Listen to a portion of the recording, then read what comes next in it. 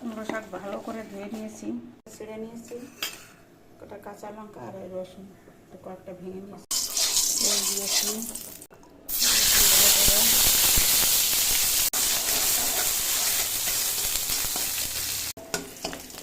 একটু লাল করে নিয়েছি। এবার লঙ্কাগুলো দিয়ে দেবো, শুকনো লঙ্কা কাঁচা লঙ্কা দিয়ে দেবো,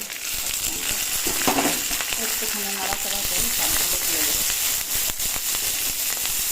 এর সঙ্গে এমনি ভাজা হয়ে যাবে। সবগুলো দিয়ে দেবো, লবণ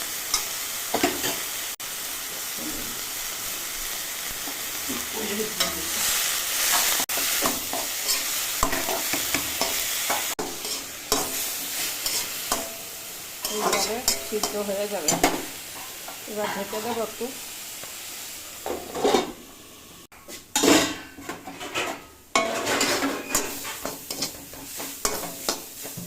ঢেকে এই ভাজাটা ভাজছি।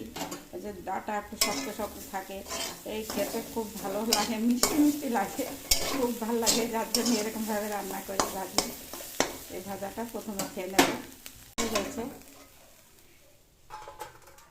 ভাজা হয়ে গেছে। এই দেখো এইগুলো নরম নরম শক্ত শক্ত থাকবে, খেতে ভালো। মেনুতে লবণ, সাদা ভাত, কুমড়ো শাক ভাজা, লাউ শাকের সবজি,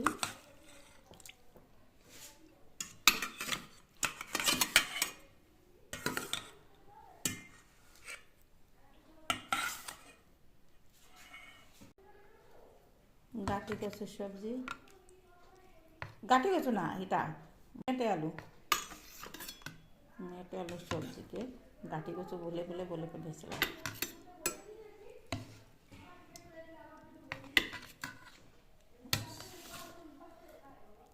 আজকের মানে এটা সাদা ভাত, লবণ, কুমড়ো শাক ভাজা, লাউ শাক তেলাপিয়া মাছ দিয়ে, আর মেটে আলু তেলাপিয়া মাছ দিয়ে, এটাই আজকে।